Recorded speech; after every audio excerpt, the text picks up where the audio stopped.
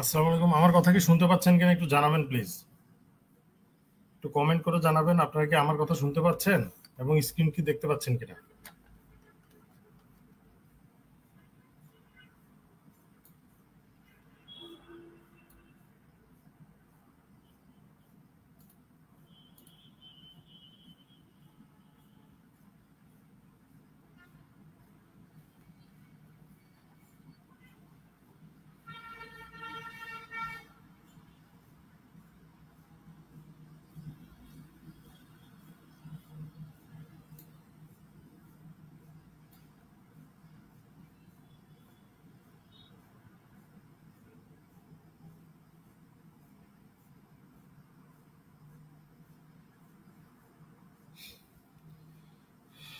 যারা অনলাইনে দেখতে পাচ্ছেন প্লিজ জানাবেন যে আমার কথা শুনতে পাচ্ছেন।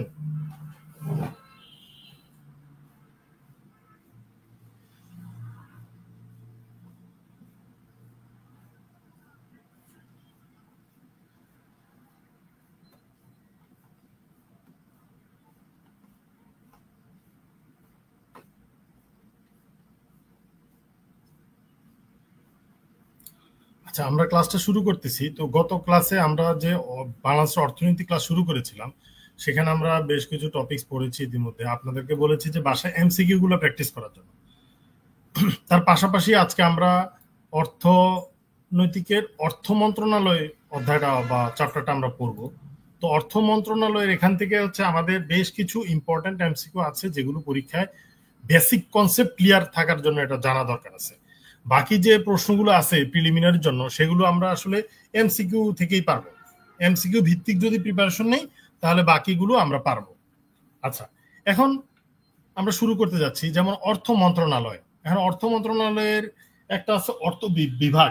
এই অর্থ বিভাগ কয়েকটা বিভাগ আছে, যেমন অর্থনৈতিক সম্পর্ক বিভাগ আছে, অভ্যন্তরীণ সম্পদ বিভাগ আছে, আর্থিক প্রতিষ্ঠান বিভাগ আছে। তো আমরা এই বিভাগগুলো নিয়ে একটু পড়াশোনা করবো। বিভাগগুলো সম্পর্কে জানাটা খুব ইম্পর্টেন্ট না, এখান থেকে কোন কোন বেসিক কনসেপ্ট গুলো আপনাদের জানা লাগবে সেটাই আমরা দেখবো।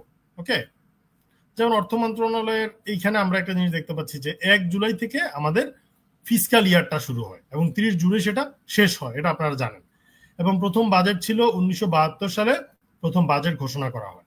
ওকে, এখন এখানে কিছু অর্থ বিভাগের অধীনস্থ কিছু দপ্তর, যেমন আইসিবি। আপনারা যারা ব্যাংকে এক্সাম দেন তারা জানেন যে আইসিবিটা সবার বলা যায় যে প্রথম দিকে চয়েস থাকে। আইসিবি অ্যাকচুয়ালি কোনো ব্যাংক না, এটা একটা বিনিয়োগে কর্পোরেশন বা প্রতিষ্ঠান। হ্যাঁ, তো আমরা আইসিবি সম্পর্কে ডিটেলস আমাদের জানার কোনো দরকার নাই, আমরা জাস্ট জেনে রাখলাম যে আইসিবিটা হচ্ছে অর্থ বিভাগের আন্ডারে। তারপর আমরা চলে যাব হচ্ছে অর্থনৈতিক সম্পর্ক বিভাগ আছে, এবং আমাদের অভ্যন্তরীণ সম্পদ বিভাগ আছে। এই অভ্যন্তরীণ সম্পদ বিভাগের মধ্যে কি কি আছে? জাতীয় রাজস্ব board, NBR, national board of revenue. NBR, national board of revenue, বাংলাদেশের যে রাজস্ব যে কালেকশন, এই কালেকশনটা মূলত করে এনবিআর। এটা কিন্তু অভ্যন্তরীণ সম্পদ বিভাগের আন্ডারে, প্রতিষ্ঠিত হয় 1972 সালে। ওকে, এবং বাংলাদেশ সরকারের প্রধান আয়ের উৎস কি? কর রাজস্ব। মানে আয়ের উৎস বলতে কি বোঝাচ্ছে? বাংলাদেশ সরকার যে বাজেট ঘোষণা করে, এই বাজেট ঘোষণা করার পরে বাজেটের যে বাস্তবায়ন বা অর্থের যে খরচ, এই খরচটা করার জন্য যে টাকার প্রয়োজন হয় এটা হলো কর রাজস্ব থেকে আসে। ওকে, এবং এনবিআর এর একজন চেয়ারম্যান থাকে, এটা আপনারা অনেকে জানেন। তো এগুলো একটু আমরা রিডিং করে নিব। হ্যাঁ, এখন আমরা পড়বো অ্যাকচুয়ালি প্রত্যক্ষ কর এবং পরোক্ষ কর সম্পর্কে। এটা অনেকবার হচ্ছে পরীক্ষা আসে যে কোনটি প্রত্যক্ষ কর বা কোনটি পরোক্ষ কর, একটা নর্মাল একটা বেসিক কোশ্চেন। আচ্ছা, তো প্রত্যক্ষ করের মধ্যে আমরা কি দেখতে পাচ্ছি? প্রত্যক্ষ কর মানে হচ্ছে যে আপনি যেটা ডিরেক্ট নিজে হাতে যেই করটা দেন, যেমন আয়কর।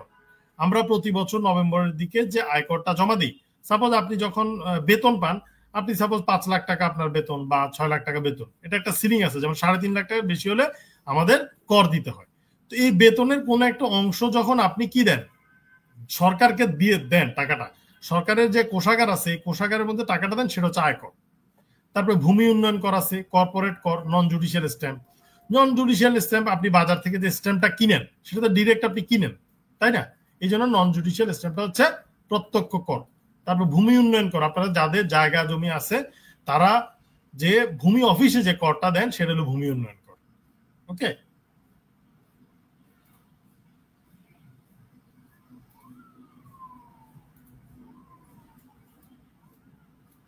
এখন আমরা দেখবো হচ্ছে পরোক্ষ কর। পরোক্ষ করগুলো কিরকম একটা মনে রাখলে হবে, যেমন আমরা প্রত্যক্ষ করের মধ্যে দেখলাম যে আয়কর, আয়করটা ছিল প্রত্যক্ষ কর। এখন আমরা একটা জিনিস মনে রাখবো, যেটা মনে রাখলে আমরা বুঝতে পারবো যে প্রত্যক্ষ কর জিনিসটা আসলে কি। ওকে, এখন প্রত্যক্ষ পরোক্ষ যে করটা, এই পরোক্ষ করটা মানে কি মিনিং করে? মিনিং হয় যে আপনি করটা সরাসরি দিচ্ছেন না, কিন্তু কোনো না কোনো ভাবে আপনি করটা দিচ্ছেন, সেটাকে বলা হচ্ছে পরোক্ষ কর। পরোক্ষ করের মধ্যে সবচেয়ে বড় এক্সাম্পলটাই হচ্ছে ভ্যাট। এই ভ্যাটটা আপনি কিভাবে দেন? ভ্যাটটা কি আপনি সরাসরি দেন? না, আপনি সরাসরি দেন না। আপনি যখন কোনো একটা প্রোডাক্ট বাজার থেকে কিনে আনেন, তখন বাজার থেকে প্রোডাক্ট কেনার সময় সাপোজ প্রোডাক্টের দাম হচ্ছে 100 টাকা। ওকে, এখন বলা হচ্ছে এই প্রোডাক্টটা কিনতে হলে ভ্যাট হচ্ছে 5%। তার মানে আপনি কত টাকা দিচ্ছেন?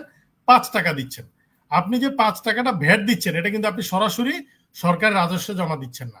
এটা আপনি যেখান থেকে প্রোডাক্টটা কিনছেন, মানে যে প্রোডাক্টটা কেনা হলো, সেই প্রোডাক্টটা কেনার সময় এই ভ্যাটটা দেওয়া হয়ে গেছে। ওকে, সাপোজ আমরা আসলে বাজার থেকে যত পণ্য কিনি, সকল পণ্যের মধ্যে ভ্যাটটা ইনক্লুড থাকে, কিন্তু আমরা জানি না আমরা যে ভ্যাটটা দিচ্ছি। কারণ কি? কারণ আমরা যখন সে প্রোডাক্টটা কিনি, আমরা জানি সে প্রোডাক্টের দাম হচ্ছে 100 টাকা, কিন্তু সেটার মধ্যে বা আমরা প্রোডাক্টের দাম জানি হচ্ছে 200 টাকা বা 300 টাকা। তো সেই যে টাকাটা, ভ্যাটের টাকাটা ওই দামের মধ্যে ইনক্লুড থাকে। ওকে, আচ্ছা, এটা গেল পরোক্ষ কর। এটা কিন্তু পরীক্ষা অনেকবার আসে যে কোনটি প্রত্যক্ষ কর, কোনটি পরোক্ষ কর। এখন আমরা অর্থ মন্ত্রণালয়ের যে বিভাগগুলো আছে বা অনুবিভাগগুলো আছে, এখান থেকে আমাদের বেশ কিছু এমসিকিউ দরকার আছে। যেমন আমরা যদি আয়কর অনুবিভাগ সম্পর্কে, আমাদের আয়কর অনুবিভাগ সম্পর্কে জানাটা তেমন ইম্পর্টেন্ট না। আমাদের জন্য হচ্ছে যে বেসিক যে তথ্যগুলো, যেমন এখানে আছে income tax return. Income tax return, okay, যে আমাদের যে আয়করটা, এই আয়করটার যে আমি প্রত্যেকটা বছর যখন আমাদের নভেম্বরের দিকে সময় আসে, প্রত্যেকে দেখবেন যে আয়কর জমা দেয়, তখন সেখান থেকে একটা ওকে কাগজ ব্যাক করে।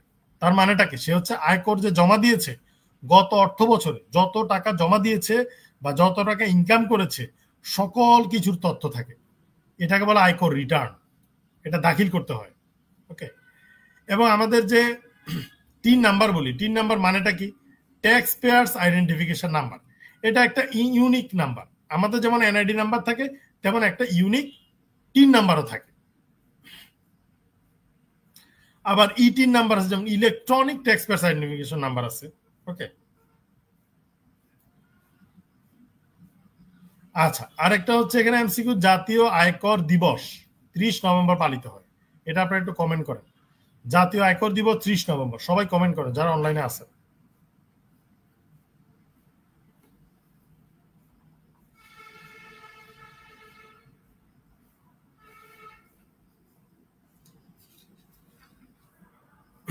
সবাই কমেন্ট করবেন জাতীয় আয়কর দিবস 30 নভেম্বর।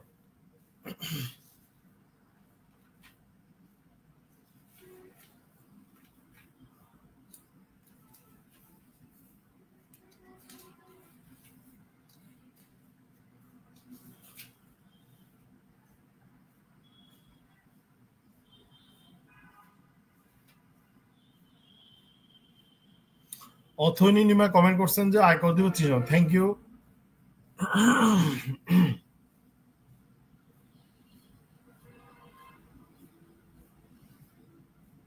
ব্রদোষী কমেন্ট করছেন, thank you. Nusrat Alam Bhuiyan Momo comment করছেন জাতীয় 30 নভেম্বর, থ্যাংক ইউ। কয়েকটা জিনিস আছে বা তথ্য, যে তথ্যগুলো আসলে কোনোভাবে ভুল করা যাবে না। যেমন পরীক্ষা যদি আসে জাতীয় আয়কর দিবস, এটা যারা প্রিলিমিনারি টিকবে সবাই পারবে। তো আপনি যদি এটা ভুল করেন, তাহলে আপনি অনেক পিছিয়ে পড়বেন। আচ্ছা, আরেকটা এমসিকিউ দেখতে পাচ্ছি যে 1 জুলাই 1991 সালে বাংলাদেশে প্রথম ভ্যাট প্রবর্তিত হয়। বাংলাদেশে ভ্যাটের হার 15%। এই দুইটাই আপনাদের লাগবে। 1 জুলাই 1991 হচ্ছে মূল্য সংযোজন প্রবর্তিত হয় বা চালু হয়। আচ্ছা, এখন আমাদের এখানে বীমা নিয়ে বেশ কিছু তথ্য আছে। 1 মার্চ বীমা দিবস, এটা একটু দেখতে পারেন। আর এখানে তেমন ইম্পর্টেন্ট কোনো তথ্য নাই, বাট আপনার বাকি এমসিকিউ গুলো পড়তে হবে। এখানে বাকি যেই ইনফরমেশন গুলো আছে এগুলো তেমন ইম্পর্টেন্ট না, বাট এখানে আমি কিছু এমসিকিউ আপনাদের পড়িয়ে দিচ্ছি। যেমন এই যে অর্থ মন্ত্রণালয়ের বিভাগ কয়টি? 4টি। ওকে, বাংলাদেশ সরকারের আর্থিক সন কোনটি? ওই যে আমরা বললাম যে জুলাই থেকে জুন, এই যে জুলাই থেকে June.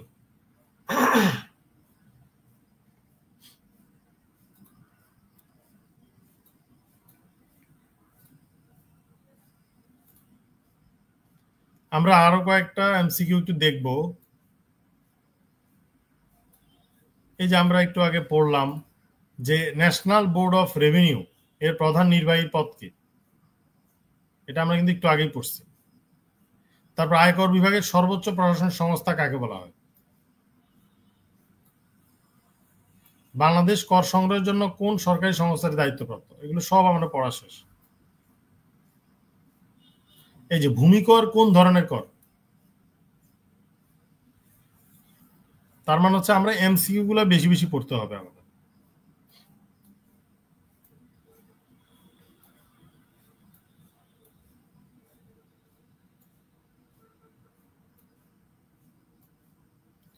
Which one of the following is not a depository financial institution?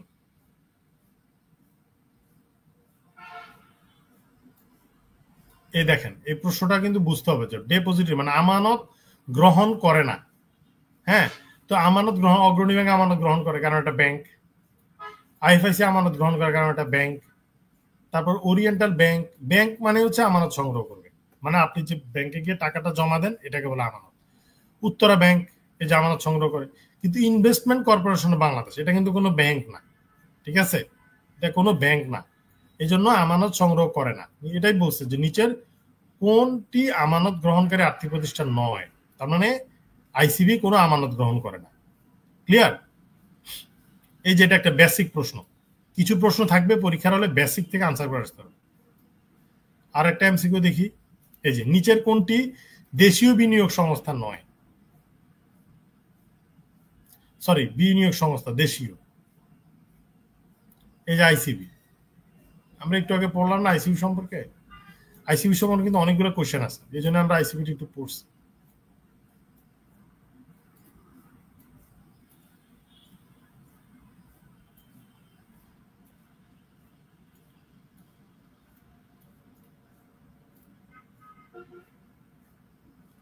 আরেকটা পড়ি আমরা, যেটা অলরেডি রিসেন্ট পরীক্ষা আসছে, কোন উৎস থেকে বাংলাদেশের সরকার সর্বোচ্চ রাজস্ব আয় হয়? মূল্য সংযোজক ভ্যাট থেকে। এটা খুব পপুলার প্রশ্ন, এটা আপনাদের পারতেই হবে।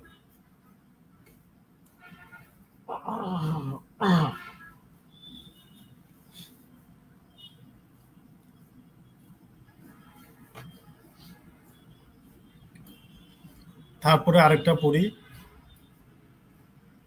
জাতীয় আয়কর দিবস কবে? মাত্রই পড়েছেন তাই না? আচ্ছা, তাহলে আপনার হচ্ছে এমসিকিউ গুলো ভালো করে পড়বেন বাসায়, আর আমার দাগানো যেগুলো আছে এগুলো পড়তে হবে, দাগানো যে থিওরি গুলো আছে। এখন আমরা আজকে চলে যাব হচ্ছে বাংলাদেশের ব্যাংকগুলো, ব্যাংকগুলোর বেসিক গুলো আজকে ক্লিয়ার করে দিচ্ছি। এখন ব্যাংকের পরীক্ষার মধ্যে এগুলো বেশি লাগে, আর বিসিএসও নর্মালি বেশ সময় কিছু সময় প্রশ্নগুলো আসে, সো আমাদের পড়তে হবে।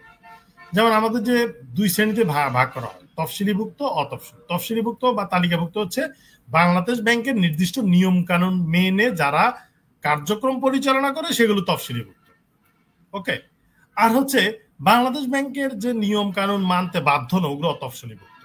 তাহলে আমাদের স্কেজিউল ব্যাংক আর নন স্কেজিউল ব্যাংক, এই দুই ধরনের ব্যাংক আমাদের আছে। এখন তফসিলিভুক্ত যে ব্যাংকগুলো, তফসিলিগুলো ভুক্ত ব্যাংকগুলোর মধ্যে অনেক ধরনের ক্লাসিফিকেশন আছে, মানে কোনটা সরকারি ব্যাংক, কোনটা বেসরকারি ব্যাংক, কোনটা শতভাগ সরকারি ব্যাংক। সো এই সম্পর্কে আমাদের আজকে একটু জানতে হবে। আপনারা ইতিমধ্যে সরকারি ব্যাংকগুলো জানেন, এখানে বলতেছে যে সরকারি বা রাষ্ট্রায়ত্ত বাণিজ্যিক ব্যাংক। তাহলে নামটা একটু দেখি, বাণিজ্যিক মানে কি? বাণিজ্যিক মানে হচ্ছে কমার্শিয়াল ব্যাংক, মানে সেটা ব্যবসা করবে, ব্যবসা করার জন্য সেই ব্যাংকটি প্রতিষ্ঠিত হয়েছে। আর রাষ্ট্রায়ত্ত বলতে কি বোঝাচ্ছে? সাধারণত যেসব প্রতিষ্ঠানের মালিকানা 50% মতো বা 50% বেশি সরকারি, সেগুলো হচ্ছে মানে মিনিমাম 50% থাকবে, সেটা হচ্ছে রাষ্ট্রায়ত্ত প্রতিষ্ঠান। যেমন সোনালী ব্যাংক, যারা চাকরি করে জানে, ওটা কিন্তু 100% সরকারি না, রাষ্ট্রায়ত্ত সোনালী ব্যাংক, এবং এটা বাংলাদেশের বৃহত্তম বাণিজ্যিক ব্যাংক। তারপরে আসে জনতা ব্যাংকে, অগ্রণী ব্যাংক, রূপালী ব্যাংক।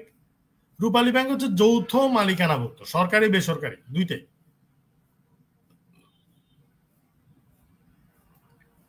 বেসিক ব্যাংক শতভাগ রাষ্ট্র মালিকানাধীন ব্যাংক। তারপর বিডিবিএল আছে, বাংলাদেশ ডেভেলপমেন্ট ব্যাংক। তাহলে আপনারা এখানে যে ব্যাংকগুলো দেখলেন এগুলো সবগুলো রাষ্ট্রায়ত্ত ব্যাংক। আমরা এখানে যে 6টা ব্যাংকের নাম পেলাম সবগুলো হচ্ছে কি ধরনের ব্যাংক? রাষ্ট্রায়ত্ত ব্যাংক।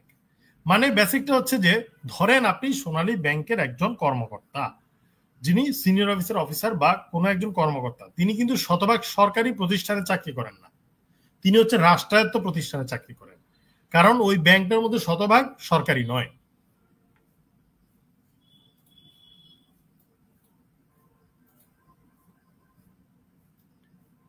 আমরা মাত্র পড়লাম যে রাষ্ট্রায়ত্ত মানে সরকারের মালিকানাধীন, মাত্র যে 6টা ব্যাংক পড়েছি সরকারি মালিকানাধীন কমার্শিয়াল বা বাণিজ্যিক ব্যাংক। এখন আমরা দেখবো হচ্ছে বিশেষায়িত ব্যাংক। তাহলে বিশেষায়িত শব্দটার মিনিংটা কি বোঝাচ্ছে? মানে কোন একটা স্পেশাল কারণে ব্যাংকটা প্রতিষ্ঠা করা হয়েছে। যেমন বাংলাদেশ কৃষি ব্যাংক, কারণ মানে এটা কৃষি নিয়ে কাজ করবে।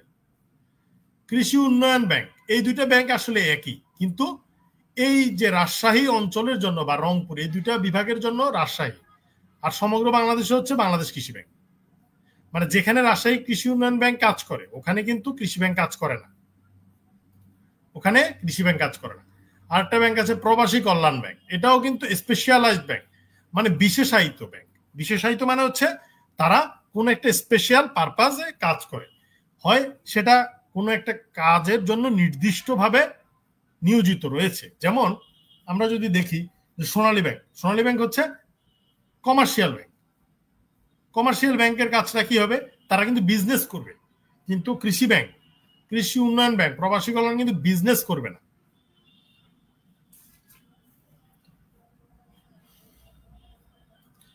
স্থানীয় বেসরকারি যে ব্যাংকগুলো আছে এগুলো আপনাদের পড়ার দরকার নেই, জাস্ট নামগুলো দেখে যাবেন।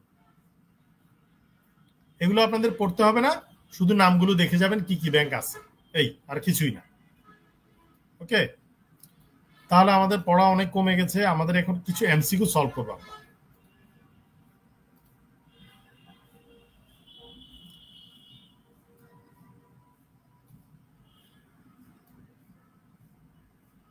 এখানে দেখবেন যে কিছু কিছু এমসিকিউ আছে, যে এমসিকিউ গুলো আমাদের বিগত অনেক ধরনের পরীক্ষা এসেছে, সেগুলো আমাদের জানতে হবে, কারণ ডাইজেস্ট তারপরে জব সলিউশনে কিন্তু এই এমসিকিউ গুলো সবাই পড়ে ফেলছে। তো সবাই পড়ার কারণে আপনি যদি না পড়েন আপনি পিছিয়ে যেতে পারেন। যেমন বাংলাদেশের প্রথম রেডি ক্যাশ চালু করে কোন ব্যাংক? জনতা ব্যাংক। রেডি ক্যাশ এটা একটা ফ্যাসিলিটিস ব্যাংকের। তারপর একটা প্রশ্ন পড়তেছি আমরা যে commercial banks of Bangladesh are regulated by the provisions of, বাংলাদেশের যে কমার্শিয়াল ব্যাংকগুলো আছে এগুলো একটা নিয়ম মেনে চলে। যেমন ব্যাংক কোম্পানি আইন আছে, 1991 সালের একটা আইন আছে, এটাকে বলে ব্যাংক কোম্পানি অ্যাক্ট 1991। বাংলাদেশের কমার্শিয়াল ব্যাংকগুলো একটা নির্দিষ্ট নীতিমালার আন্ডারে চলে। এই নির্দিষ্ট নীতিমালাকে বলা হয় বাংলাদেশ ব্যাংক দ্বারা যেটা পরিচালিত ব্যাংক কোম্পানি অ্যাক্ট 1991। মানে ব্যাংকগুলোর যে ব্যাংক রেট, ব্যাংকগুলো কত টাকা হচ্ছে লোন দিতে পারবে এবং কিভাবে লোনটা দিবে, এভরিথিং এই যে ব্যাংক কোম্পানি অ্যাক্ট দ্বারা পরিচালিত। তাহলে আপনারা বলবেন যে ব্যাংক যা খুশি তাই করতে পারে? নেভার। ব্যাংক যা খুশি তাই করতে পারে না, তাদের ব্যাংক কোম্পানি আইনের মাধ্যমে চলতে হয়। ব্যাংক কোম্পানি আইনের যে রুলস আছে সেই রুলসের বাইরে যেতে পারে না। আচ্ছা, আমরা সবাই একটা কমেন্ট করব যে ব্যাংক কোম্পানি অ্যাক্ট 1991। যারা অনলাইনে আসি দেখতে পাচ্ছি সবাই একটা কমেন্ট করবেন, ব্যাংক কোম্পানি অ্যাক্ট 1991, এই ছোট একটা কমেন্ট করেন।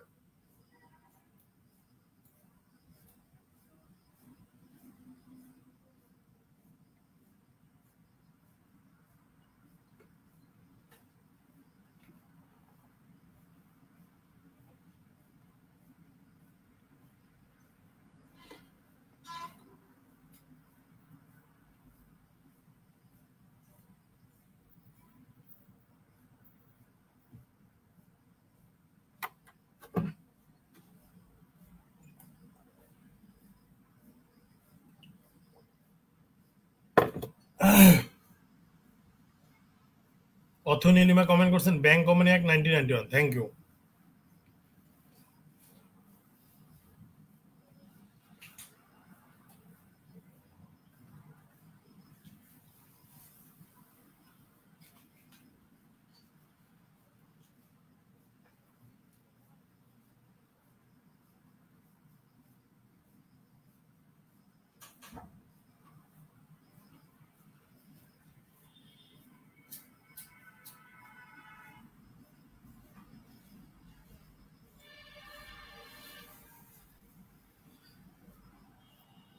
নুসরাত আলম ভূঁইয়া কমেন্ট করছেন, থ্যাংক ইউ।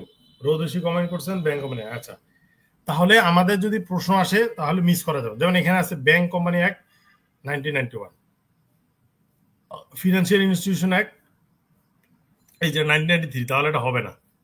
তারপরে ফিনান্সিয়াল ইনস্টিটিউশন অ্যাক্ট 9 হবে না, ফিনান্সিয়াল ইনস্টিটিউশন হবে না, এভাবে আমাদেরকে বের করা লাগবে। বাংলাদেশের বৃহত্তম তফসিলি ব্যাংক কোনটি? সোনালী ব্যাংক।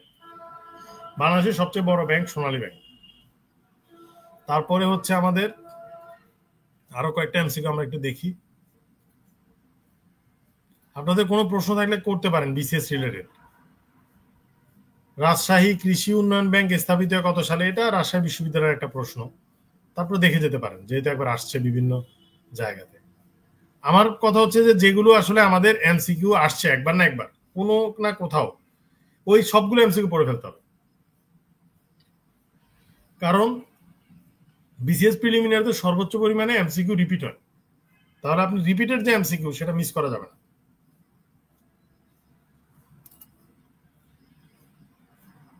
আচ্ছা, বাংলাদেশের প্রথম বেসরকারি ব্যাংক কোনটি? আরো বাংলাদেশ ব্যাংক। এটা একটা এমসিকিউ যেটা অলরেডি একবার বিসিএস আসছে, 26তম বিসিএস, এটা পড়তে হবে। আমি নেক্সট ক্লাসে আপনাদেরকে এমসিকিউ ধরবো, 2-3টা এমসিকিউ, দেখি আপনারা পড়ছেন কিনা।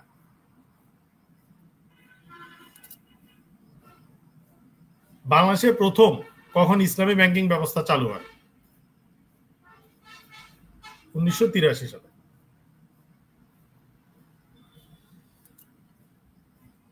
আপনাদের কিন্তু বাংলাদেশ বিষয়াবলীতে যে এমসিকিউ গুলো পড়া হবে এগুলো কিন্তু ব্যাংকে কাজে লাগবে, ব্যাংকের সাধারণ জ্ঞানে আলাদা করে পড়া লাগবে না। আমাদের ইকোনমিক চ্যাপ্টারে শেষ স্লাইড পড়াচ্ছি, শেষ পৃষ্ঠাটা পড়াচ্ছি, তারপরে আমি একটা হেড নোট আপনাদেরকে পড়াবো। অথনীলিমা একটা কোশ্চেন করছেন, 3-4 মাস প্রিপারেশন নিলে প্রিলি পাস কি পসিবল? এটা আমি আনসার দিচ্ছি একটু পরে, এই পৃষ্ঠাটা পড়িয়ে নিই। আচ্ছা, একটা প্রশ্ন পড়ি এখানে, যে নিচের কোনটি বাংলাদেশের প্রথম বিদেশি ব্যাংক? Standard chartered bank. এটা একটু পড়তে হবে বাসায়। আচ্ছা, অতালিকাভুক্ত মানে নন স্কেজুয়াল ব্যাংক, যেগুলো হচ্ছে বাংলাদেশ ব্যাংকের রুলস এর বাইরে, স্কেজিউল যে রুলস আছে সেইটার বাইরে কাজ করে। আনসার বিডিপি, কর্মসংস্থান, জুবিলি ব্যাংক, পল্লী সঞ্চয়, গ্রামীণ ব্যাংক, এই কয়টা ব্যাংক।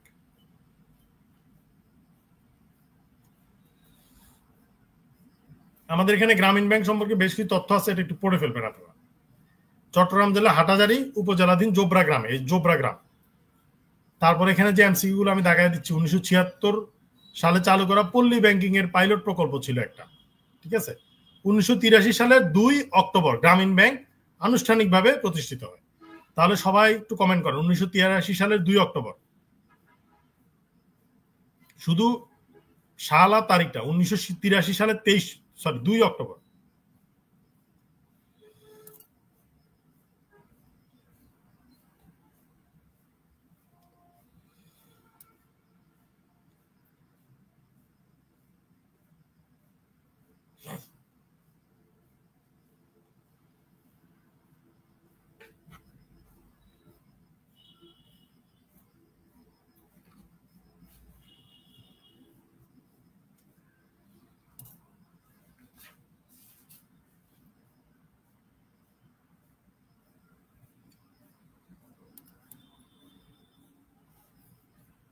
অথনীলিমা কমেন্ট করছেন, থ্যাংক ইউ। 1983 সালের 2 অক্টোবর গ্রামীণ ব্যাংক আনুষ্ঠানিকভাবে প্রতিষ্ঠিত হয়।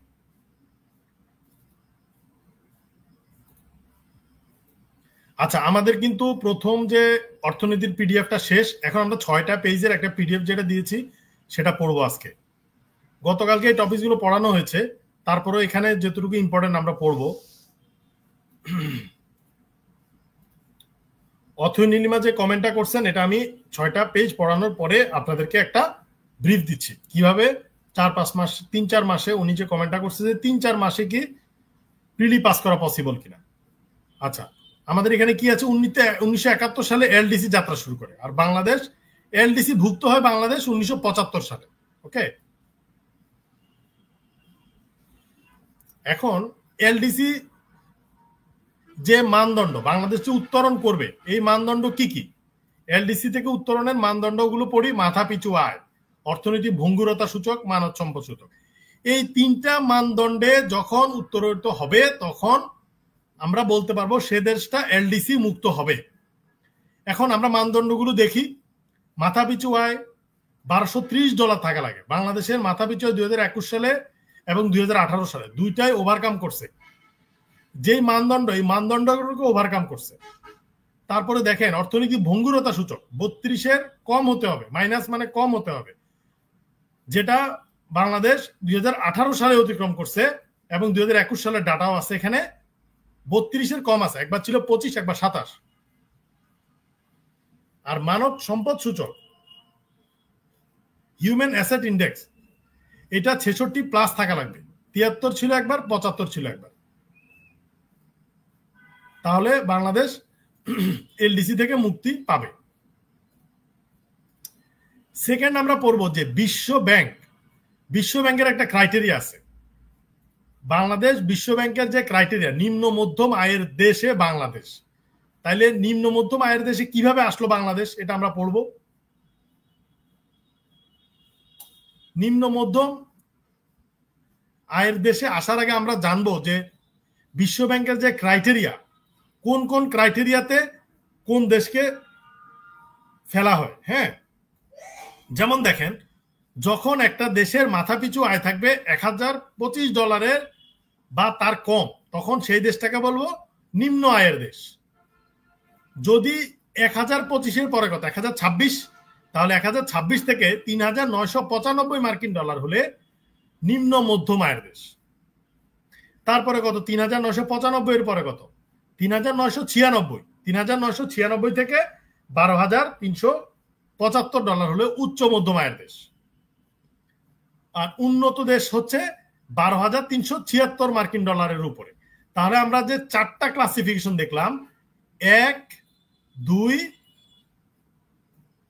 3, 4, 4টার মধ্যে দেখেন মিল কোথায়। মিল কিন্তু নামের মধ্যে মিল আছে। নিম্ন আয়ের দেশ, যেটা বাংলাদেশ এতদিন ছিল, এখন বাংলাদেশ হচ্ছে নিম্ন মধ্যম আয়ের দেশ। কবে নিম্ন মধ্যম আয়ের দেশে গেছে? 2015 সালের 1 জুলাইতে বাংলাদেশ নিম্ন মধ্যম আয়ের দেশে অতিক্রম করেছে। আমরা কিন্তু পড়েছি যে বাংলাদেশ 2041 সালে উন্নত দেশের তালিকা যাবে। এই যে উন্নত দেশের তালিকা যেতে হলে বাংলাদেশের মাথাপিছু আয় $12,376 বেশি হওয়া লাগবে। যখন একটা দেশের মাথাপিছু আয় $12,376 অতিক্রম করে, তখন সে দেশটাকে উন্নত দেশের ক্রাইটেরিয়ার মধ্যে পড়ে যাবে। ক্লিয়ার? তাহলে এই পেজগুলো হ্যান্ড রিটেন আমার হাতে লিখে আপনারা বাসায় পড়বেন। এখন আমরা পড়বো হচ্ছে ভিশন 2041। ভিশন 2041 যেটা আমরা পড়েছি, বাংলাদেশ উন্নত দেশের তালিকায় যাবে। খেয়াল আছে? কিন্তু এই উন্নত দেশের তালিকায় যেতে হলে এখানে 2021 সালে বাংলাদেশ মধ্যম আয়ের দেশ হবে, 2030 সালে উচ্চ আয়ের মধ্যম আয়ের দেশ হবে, 2041-এ উচ্চ আয়ের দেশ হবে। ওকে, এবং এখানে প্রাতিষ্ঠানিক ভিত্তি আছে, যেটা গতকালকে বললাম, সুশাসন, গণতন্ত্র, বিকেন্দ্রীকরণ, সক্ষমতা বৃদ্ধি। এই 4টা প্রাতিষ্ঠানিক ভিত্তিকে ভিত্তি হিসেবে ধরে বাংলাদেশ 2041 সালে ভিশন 2041 বাংলাদেশ লাভ করবে। এখন ভিশন 2041-এ বাংলাদেশের কিন্তু টার্গেট আছে, অভিষ্ট আছে। কি কি অভিষ্ট? উন্নত দেশ হবে, মাথাপিছু আয় হবে $12,500। এই যে $12,500 হলো, একটু আগেই কিন্তু দেখলাম আমরা যে বিশ্ব ব্যাংকের যে ক্রাইটেরিয়া উন্নত দেশের, সেই উন্নত দেশের ক্রাইটেরিয়ার মধ্যে বাংলাদেশ পড়ে যাবে। এবং দারিদ্র হবে সুদূর অতীত। কারণ কি? দারিদ্রতা থাকবে না। তাহলে আপনারা সবাই একটা জিনিস ক্লিয়ার হন যে উন্নত দেশের তালিকায় যেতে হলে $12,500 হতে হবে।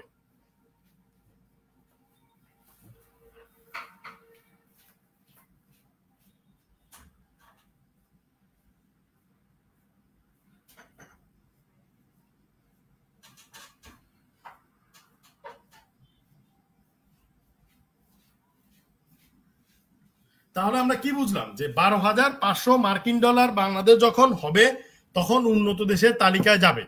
এটাই হচ্ছে আমাদের ভিশন 2041। আমরা যে বলে যে বাংলাদেশ উন্নত দেশের তালিকায় যাবে, কিভাবে যাবে? অবশ্যই অর্থনৈতিক সমৃদ্ধি আনা লাগবে। সে অর্থনৈতিক সমৃদ্ধিগুলো আমরা দেখবো এখন, বা কি কি স্কোর লাভ করবে। আমরা এখন দেখব কোন কোন স্কোর বাংলাদেশ লাভ করবে কখন, 2041 সালে। আমরা অলরেডি একটা জেনেছি যে 12,500 মার্কিন ডলার হতে হবে। এই যে 12,500 মার্কিন ডলার, যেটাতে বাংলাদেশ মাথা পিছু হয় 12,500 মার্কিন ডলার হবে এবং বাংলাদেশ ভিশন 2041 লাভ করবে। আর কি কি আছে ক্রাইটেরিয়া? জিডিপি হবে 9.9। এগুলো সবগুলো কিন্তু আপনাদের পড়তে হবে, এগুলো এমসিকিউ আসে এবং রিটেন পরীক্ষায় এগুলো ডাটাগুলো লাগবে। চরম দারিদ্র হবে 0.68, মানে দারিদ্র হবে সুদূর অতীত, দারিদ্র তো থাকবেই না বলা যায়। আর নর্মাল যে দারিদ্রতা হবে 2.59। আর কি আছে? সাক্ষরতার 100%, মানে শতভাগ শিক্ষিত হবে বাংলাদেশে। জনসংখ্যা বৃদ্ধির 1% চলে যাবে।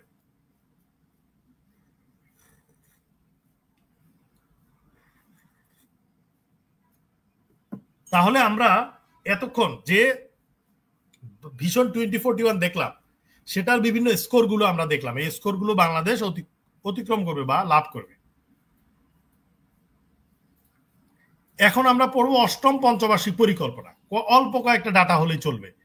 অষ্টম পঞ্চবার্ষিক যে পরিকল্পনা, এই অষ্টম পঞ্চবার্ষিক পরিকল্পনার মধ্যে কিন্তু আমরা এখন আসি, কারণ 2021 থেকে 2025 এটা হচ্ছে অষ্টম পঞ্চবার্ষিক পরিকল্পনার সময়। আমরা যেহেতু বর্তমানে অষ্টম পঞ্চবার্ষিক পরিকল্পনা অতিক্রম করতেছি, তাহলে আমাদের এটা জানা লাগবে ব্যয় কত। গতকালকে আমাদের অর্থনীতির যে প্রথম পিডিএফটা ছিল, সেখানে কিন্তু স্পষ্টভাবে এই ডাটাগুলো ছিল। আমি আপনাদেরকে বলেছিলাম যে আমরা আজকে সেগুলো হ্যান্ড নোট থেকে পড়ব। প্রবৃদ্ধি অর্জন হবে 8.51, দারিদ্র হবে 15.6। এই যে আপনারা দেখতেছেন, এই যে 2025 সালের মধ্যে এই দারিদ্রটা অর্জন করবে, তার মানেটা কি? 2041 সালে কিন্তু অনেক কমে যাবে, তাই না? এখানে 8টা অগ্রাধিকার খাত আছে, এটা জাস্ট একবার রিডিং পড়লেই হবে। তাহলে আমরা কি কি পড়তেছি খেয়াল রাখতে হবে। আমরা কিন্তু অষ্টম পঞ্চবার্ষিক পরিকল্পনা পড়তেছি। এর আগে পড়লাম ভিশন 2041, এর আগে এলডিসি পড়েছি, এর আগে পড়েছি বিশ্বব্যাংক 2015 সালের 1 জুলাইতে বাংলাদেশকে নিম্ন মধ্যম আয়ের দেশ করছে, সেটার ক্রাইটেরিয়া। অর্থনীতির কিন্তু এই কয়েকটা পেজের ডাটাগুলো লাগবে, এর বাইরে আসলে তেমন ডাটা লাগে না। এর বাইরে কি থাকে? বাজেট থাকে, আর থাকে আমাদের অর্থনৈতিক সমীক্ষা। ওটা আমরা পরীক্ষার আগে একটা সাম্প্রতিকের বই থেকে পড়ে ফেলবো। এখন আমরা পড়বো বদ্বীপ পরিকল্পনা 2100। তাহলে বদ্বীপ পরিকল্পনা হচ্ছে 100 বছরের একটা প্ল্যান। তাহলে বদ্বীপ পরিকল্পনা এখানে কি কি আছে?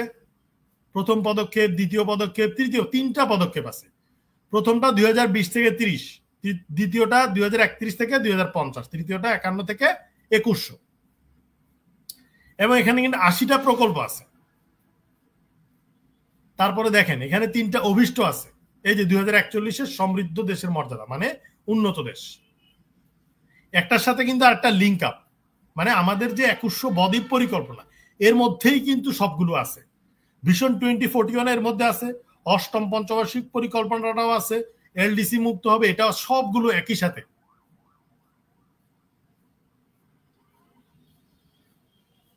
আচ্ছা, আমাদের কিন্তু যে অর্থনীতির 3টা পিডিএফ দেওয়া হয়েছে, একটা ইকোনমি 1, একটা 2, আর একটা হচ্ছে আমাদের হ্যান্ড নোট, যেটা 6 পেজের। এই যে মাত্র শেষ করলাম।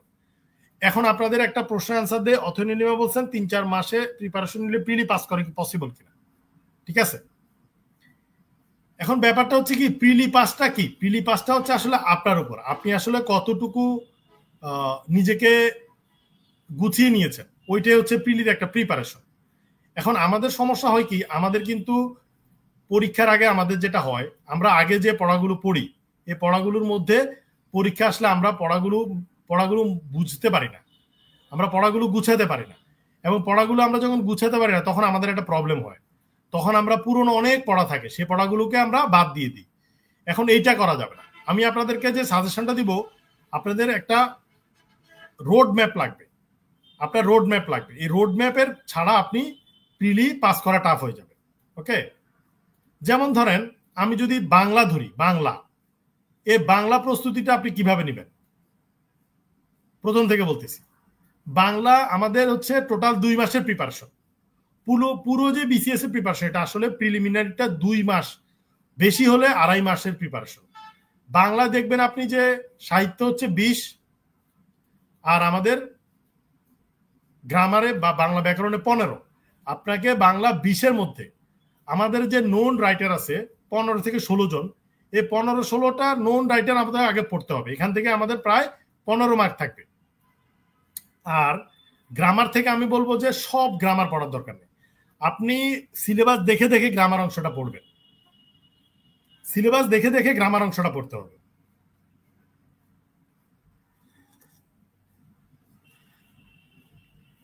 আপনি যদি সিলেবাসটা দেখেন তখন দেখবেন যে সাধারণত আমরা যদি পড়ি বিপরীত শব্দ, তারপর সমার্থক শব্দ, সন্ধি, সমাস, তারপর হচ্ছে যে শব্দের প্রকারভেদ, এগুলো থেকেই আমাদের, এবং আমি যদি শুধু শব্দ নিয়েই পড়ি সেখান থেকে আমি প্রায় 8 মার্ক পাবো। আর বাক্য শুদ্ধি, শব্দ শুদ্ধি পড়লে আমরা আরো 2 মার্ক পাবো, মানে টোটাল 10। তাহলে দেখেন 15 আর 10, 25-এর মধ্যে আপনি যদি 25-এ 21 পান তাহলে এনাফ। এটা হচ্ছে শর্ট সিলেবাস বা সাজেশন।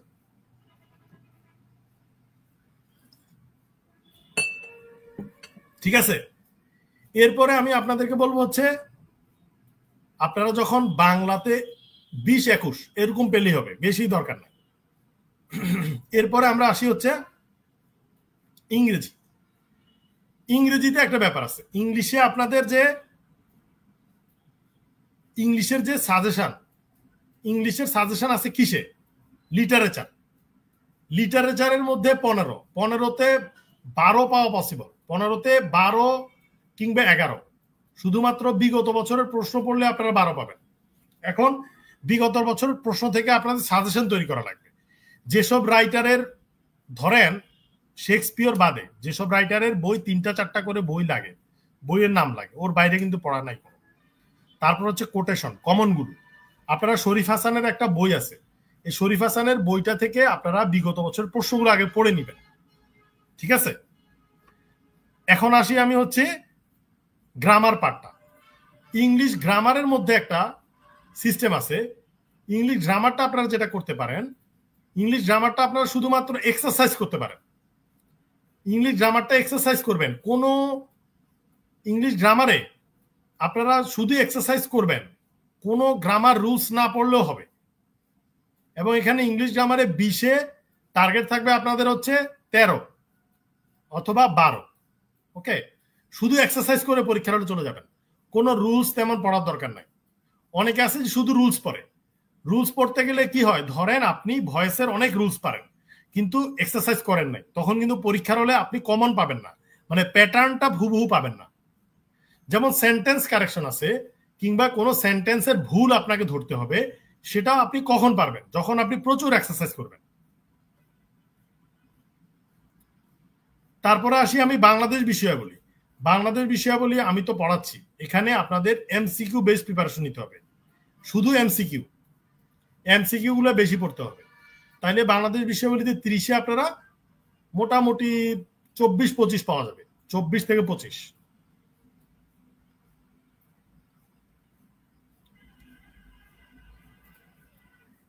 এরপরে আপনাদের কনফিউশন থাকতে পারে হচ্ছে 3টা জিনিস। একটা হচ্ছে বিজ্ঞান আর অঙ্ক। বিজ্ঞান আর অঙ্কের জন্য হচ্ছে আলাদা আলাদা সিস্টেম করে পড়া লাগবে। যেমন আমরা যখন বিজ্ঞান পড়বো, সায়েন্সে আমরা শুধু বিগত বছরের প্রশ্ন পড়বো আগে, সায়েন্সে বিগত বছরের প্রশ্ন আগে পড়বো। আর যে আমাদের আইসিটি আছে, এই আইসিটিটা আমরা বিগত বছরের প্রশ্ন পড়বো আগে। বিগত বছরের প্রশ্ন সায়েন্স থেকে আসবে 8টা, আইসিটিতে আসবে 8টা কি 7টা। তাহলে দেখেন অর্ধেক কিন্তু বিগত বছরের প্রশ্ন। আর আপনারা যে MP3 বইটা আছে সায়েন্সের, আর আইসিটির ইজি বুক আছে, আইসিটির জন্য ইজি বুক আছে, এই ইজি কম্পিউটারটা থেকে আপনাদের বেসিকটা ক্লিয়ার করা লাগবে। বেসিক ক্লিয়ার হলে আপনারা আইসিটিতে 12 করে পাবেন।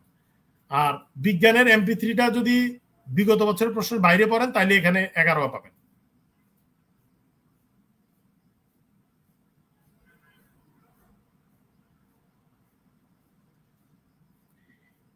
এরপরে আমি আসবো হচ্ছে আন্তর্জাতিক আন্তর্জাতিক নিয়ে আপনাদের একটা সমস্যা আছে। আন্তর্জাতিক আপনারা করেন যেটা, যে কোনো বই যখন নেন আন্তর্জাতিকের বইটার মধ্যে আপনারা আছে যে প্রাচীন কাল থেকে ইতিহাস পড়া শুরু করেন। আন্তর্জাতিক কিন্তু প্রাচীন কালের এত ইতিহাস লাগে না।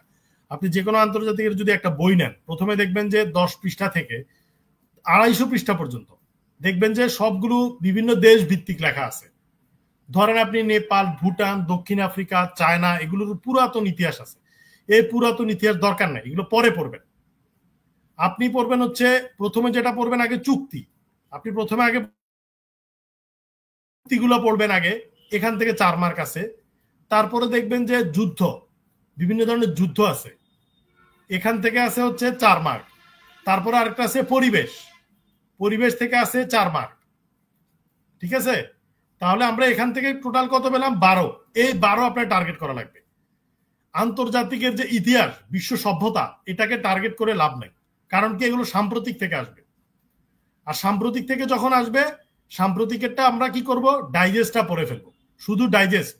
সাম্প্রতিকের জন্য শুধু ডাইজেস্ট এবং বিশেষ সংখ্যা। সাম্প্রতিকের জন্য আমরা শুধু ডাইজেস্ট এবং বিশেষ সংখ্যাটা পড়বো। সাম্প্রতিক, ডাইজেস্ট এবং কি পড়বো? বিশেষ সংখ্যা। বিশেষ সংখ্যা কোনটা পড়বো? প্রফেসরেরটা পড়বো। আমি বাংলাদেশের জন্য আপনাদেরকে বিশেষ সংখ্যা পড়াবো।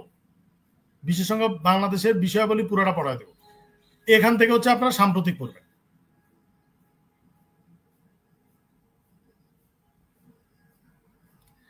তাহলে আমাদের কত হলো? মার্কগুলো হিসাব করি আমরা।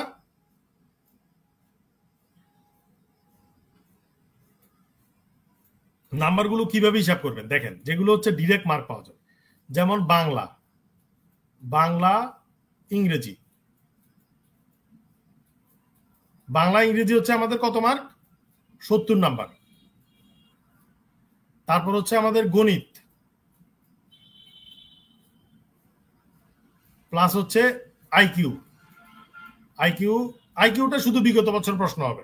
রিটেন এবং প্রিলি সকল বিগত বছরের প্রশ্ন পড়তে হবে, আর কিছুই পড়া লাগবে না। খুবই শর্ট সাজেশন। 15তে 15 পাবেন আপনারা, একদম কম হলেও 13 পাবেন। তাহলে এখানে কত আছে আমাদের? 30।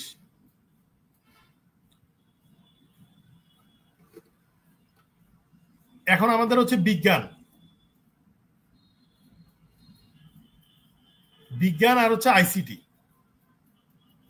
বিজ্ঞান আইসিটিতে হচ্ছে আমাদের 30। বিজ্ঞান তো বললাম বিগত বছরের প্রশ্ন আগে, তারপর হচ্ছে MP3 বইটা একটু রিডিং পড়া লাগবে। আইসিটিতে বিগত বছরের প্রশ্নটা আগে, পরে হচ্ছে ইজি কম্পিউটারটা পড়তে হবে।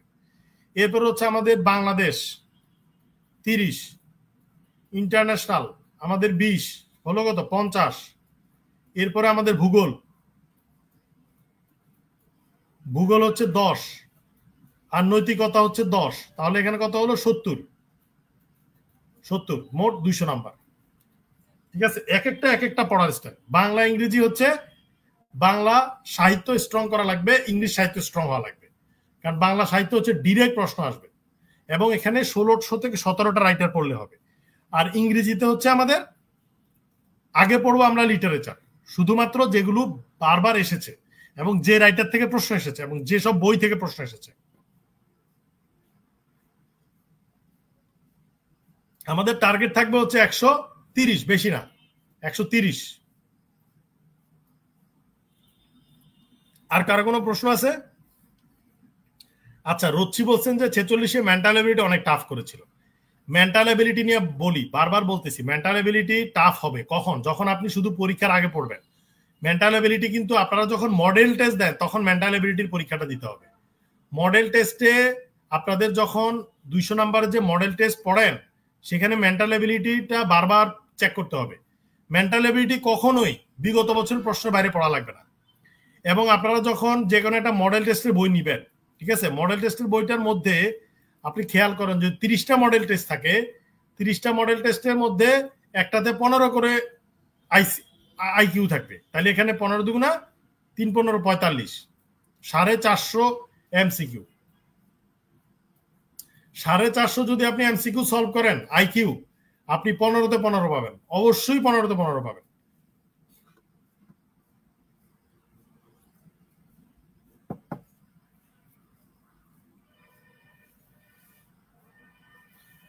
আর কোনো প্রশ্ন আছে আপনাদের? প্রশ্ন থাকলে করতে পারেন।